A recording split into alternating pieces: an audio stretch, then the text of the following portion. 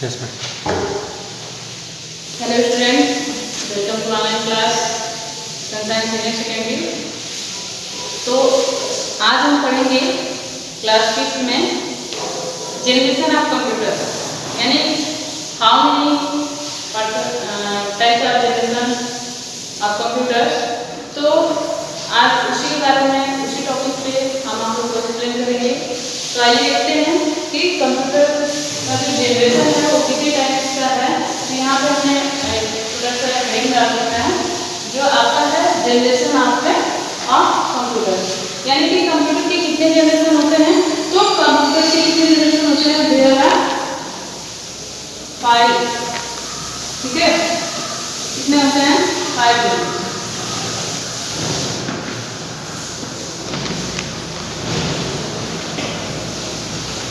ठीक है, ये कंप्यूटर के कितने 5 जनरेशन होते हैं।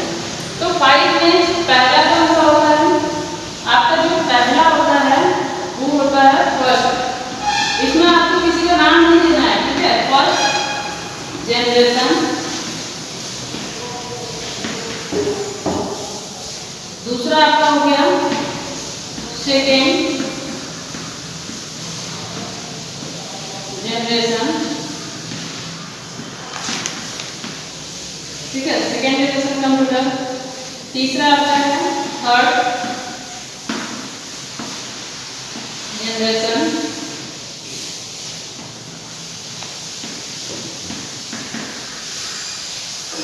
चौथा आपका फोर्थ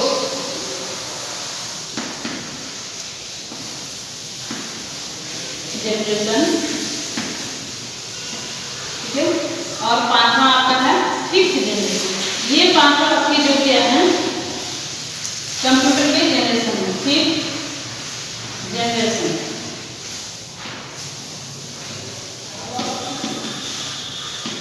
यानी कंप्यूटर जनरेशन की कितने टाइप है, 5।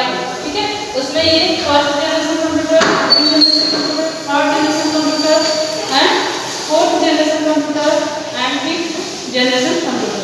तो अब इसके बारे में हम जानेंगे, ये 5 को हम जानेंगे, फर्स्ट जनरेशन क्या है, सेकंड जनरेशन क्या है, थर्ड जनरेशन क्या है और फोर्थ एंड फिफ्थ जनरेशन क्या है, इसके बारे में जानेंगे कि फर्स्ट जनरेशन में क्या हुआ, ये कब से कब तक चला, और सेकेंड जनरेशन कब से कब तक चला, उसमें क्या बना, कैसे हमारा टेक्नोलॉजी जो है डेवलप किया। तो इन सभी चीज़ों के बारे में हम पढ़ेंगे। तो फर्स्ट जनरेशन हमारा है, कुछ लोग कहते हैं कि 42, यानी ठीक है 1947 स्टार्ट होता है, कुछ लोग इसे 1942 भी मानते हैं, और ये कितने तक है, 1940 से लेके 1956 तक चला। ठीक है, 1942 से लेकर के 1956 तक चला था। ठीक है, और इसमें बना क्या था, यानी फर्स्ट जनरेशन में क्या बना था, उसके उस टॉपिक पे चर्चा करेंगे। फर्स्ट जनरेशन में, फर्स्ट जनरेशन हमारा 1940 से लेके 1956 तक चला। उसके बाद उसमें इन्वेंटेड क्या हुआ, वैक्यूम ट्यूब। ठीक है, उसमें इन्वेंटेड क्या हुआ, वैक्यूम ट्यूब, यानी फर्स्ट जनरेशन में वैक्यूम ट्यूब का यूज किया गया। ठीक है, और ये जो हमारा कंप्यूटर्स है वो बहुत ही क्लस्मी कंप्यूटर्स था। ठीक है, हाई कास्टिंग था, बहुत हाई फाई, मतलब काफी बड़ा था। फर्स्ट जनरेशन का कंप्यूटर इतना बड़ा था कि वो एक रूम के बराबर था, उसमें उठा के कहीं भी नहीं ले जा सकते थे।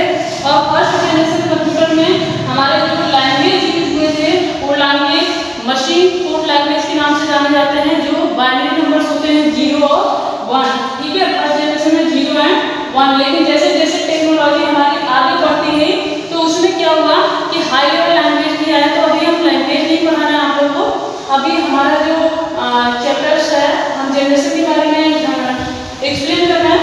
तो हमारा फर्स्ट जनरेशन 1940 से लेकर के 1956 तक चला, और उसमें इन्वेंटेड क्या हुआ, वैक्यूम ट्यूब हुआ। ठीक है, क्या इन्वेंटेड हुआ, वैक्यूम ट्यूब हुआ। अब इसमें देखेंगे ये जो वर्क करता था, यानी किसी भी प्रकार के इनपुट को देने पर के ये फर्स्ट जनरेशन कंप्यूटर जो था, जैसा भी आप इनपुट देते हो तो इनपुट देने के बाद ये एक पंच कार्ड की तरह वर्क करता था। ठीक है, यानी कि नॉर्मली पेपर टाइपिंग जो वर्क करता था उस पर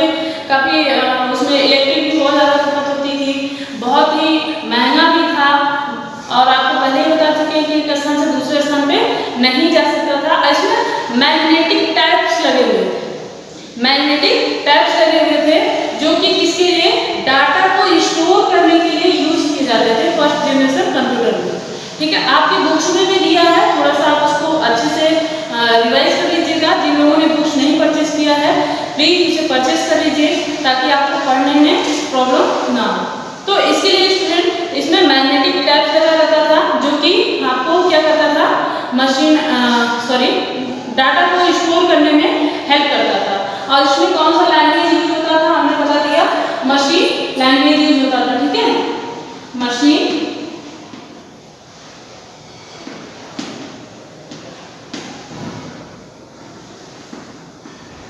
मशीन लैंग्वेज यूज होता है। और आपको एक चीज बताते हैं कि इसमें और भी चीजें थी जो कि मशीन लैंग्वेज हम यूज करते थे, जिसको हमने बताया कि उसको किससे जानते थे, 0 और 1 से। ये हमारा बाइनरी कोड में भी आता है 0 और 1। ये जो मशीन लैंग्वेज था, कंप्यूटर इसी भाषा को ज्यादा समझता है।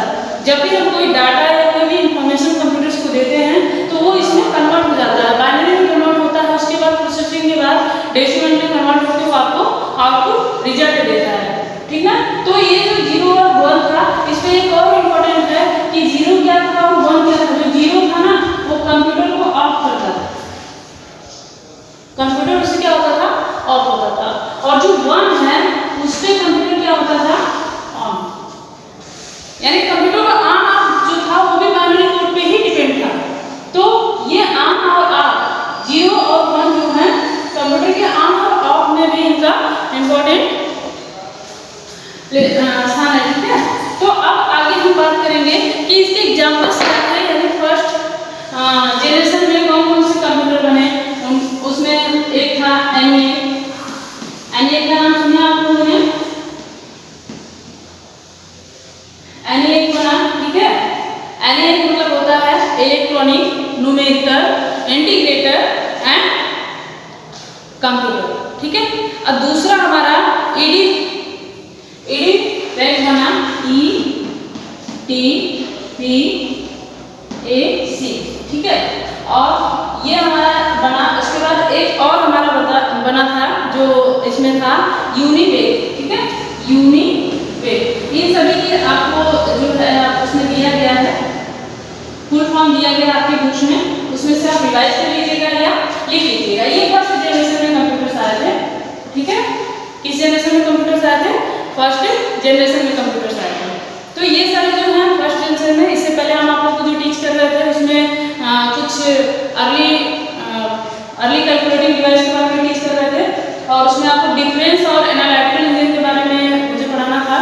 तो एनालिटिकल और डिफरेंस इंजन जो है उन दोनों को चार्ल्स बैबेज ने बनाया था। डिफरेंस इंजन सबसे पहले उन्होंने बनाया, लेकिन जब वो भी एक अच्छा यानी कि बहुत गुड कंप्यूटर साबित नहीं हुआ तो उन्होंने एनालिटिकल कंप्यूटर का यूज किया, और एनालिटिकल कंप्यूटर डिफरेंस इंजन से काफ़ी बेहतर था।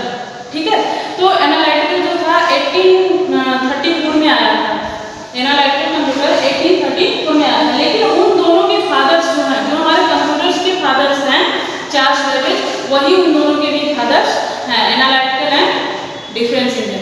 ठीक है, और उसी में आपको ENIAC, EDIPAC और UNIPAC ये सारी चीज़ें आपको बताई गई हैं, एक्सप्लेन की गई हैं।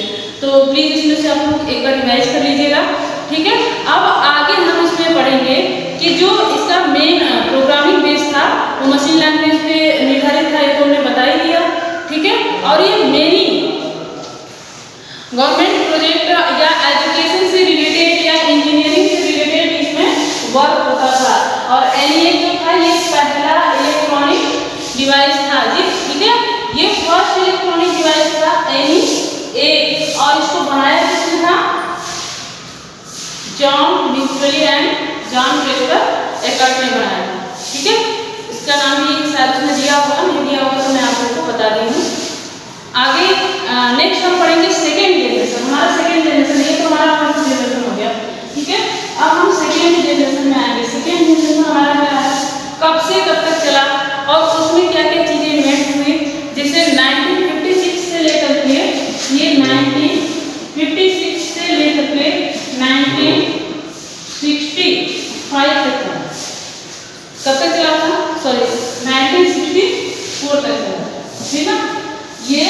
1964 तक चला।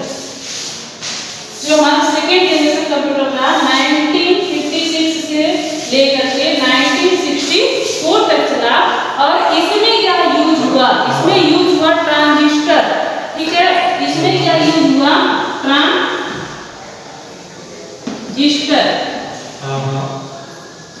और आगे आपका जो है ट्रांजिस्टर यूज हुआ तो उसमें आप देखेंगे कि हमने आपको जैसे इसमें बताया कि वैक्यूम ट्यूब हुआ फर्स्ट जनरेशन में, और ट्रांजिस्टर जो था वो सिलिकॉन का बना हुआ था, ठीक है, किसका बना हुआ था, सिलिकॉन का बना हुआ था, ठीक ना। आगे देखिए इसमें दिया है कि जैसे इनपुट जो था ये पॉइंट करता था और ये पंच कार्ड पे पूरी तरह से वर्क करता था। जो पंच कार्ड था उसमें ये क्या करता था, वर्क करता था। इसका जो प्रिंटिंग था, जो आउटपुट था और प्रिंट था, और ये लाइनिंग क्या करता था, प्रिंटर से करता था, ठीक ना। और इसके एग्जांपल्स कौन कौन से थे, इसके एग्जांपल्स कौन कौन से थे, नाम क्या है, IBM, ठीक है, 17 स्टूडेंट। अब हम देखेंगे कि आपका जो ये फर्स्ट जनरेशन सेकेंड जनरेशन में हमने देखा ये 1956 से 1964 तक चला। इसमें ट्रांजिस्टर यूज हुआ, मशीन लैंग्वेज इसमें भी यूज हुआ। फिर IBM, इसके एग्जांपल्स जो थे वो एग्जांपल्स कौन कौन से थे, वो थे आपके IBM 1400, ठीक है, IBM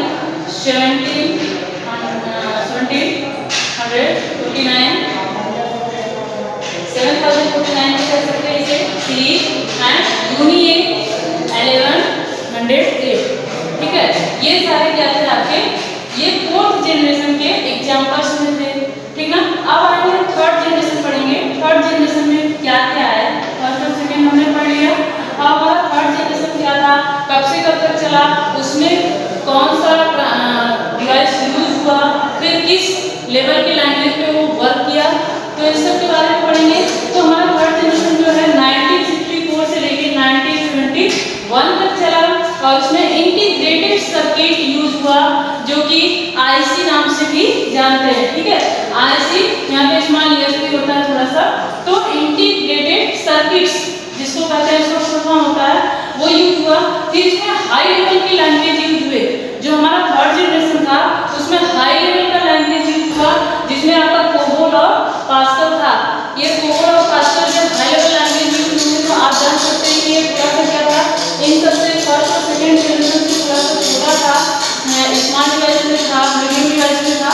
और ये मीडियम डिवाइस की वजह से इसमें जो हाई लेवल लैंग्वेज यूज हुए तो ये काफी थोड़ा फास्ट चलने वाला भी था, डिजिटल भी हो गया था। और इसका जो एग्जांपल्स है वो IBM 360 सीरीज था, ठीक है। इसका एग्जांपल IBM 360 सीरीज था।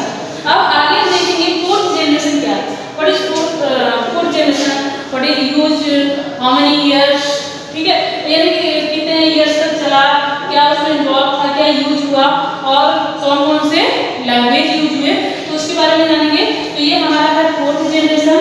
फोर्थ जनरेशन में हमारा जो है 1971 से 1980 तक यूज हुआ, ठीक है।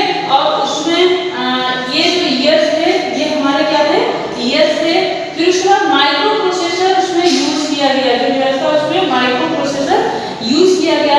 फिर हमारा लास्ट में हमने लिखा है लैंग्वेज कैसे यूज की है, इसमें भी हाई लेवल की लैंग्वेज यूज की है जिसमें कि C और C++ एंड जावा लैंग्वेज आते हैं, वो सारे यूज किए गए।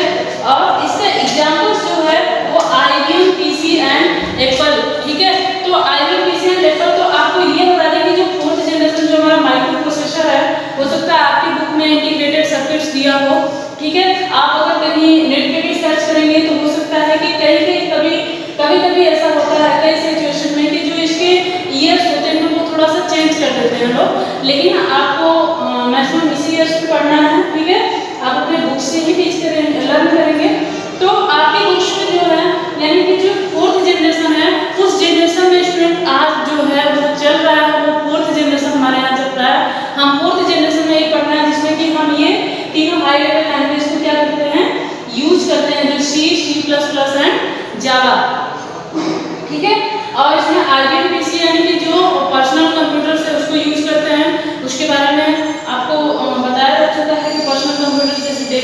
गया, लैपटॉप हो गया, ये सारी चीज़ें आपकी आती हैं। ठीक है, तो अब आते हैं फिफ्थ जनरेशन। फिफ्थ जनरेशन क्या है? फिफ्थ जनरेशन 90-80 से चला था, यानी ये 80 पे फिनिश होता है तो वहीं से फिर ये स्टार्ट हो जाता है। तो फिफ्थ जनरेशन हमारा 90-80 से शुरू हुआ और आने वाले फ्यूचर तक चलता ही है। ठीक है, हमने यहाँ पे लिख दिया, टुमारो दिया है, कोई भी लिखता है टिल डेट, ठीक है, अभी तक या आने, तो मैंने टुमारो यानी कि आने वाले फ्यूचर्स तक भी इस फिफ्थ जनरेशन पे ही हमको रहना है और इसी के बारे में जानना है। इसमें इसको आर्टिफिशियल इंटेलिजेंस इसमें यूज किए गए, जो आपको बता दें कि जो इसमें VLSI और UVLSI जो था उस तरह के सर्किट्स यूज किए गए। VLSI का हो जाएगा आपका वेरी लार्ज स्केल इंटीग्रेशन और ULSI का फुल फॉर्म होगा अल्ट्रा लार्ज स्केल इंटीग्रेशन। ठीक है, तो ये आपके जो है उसके फुल फॉर्म हो गए और इसके एग्जांपल्स कौन कौन से हैं? ऐसा नहीं है कि फिफ्थ जनरेशन चल नहीं रहा, चल रहा है फिफ्थ जनरेशन।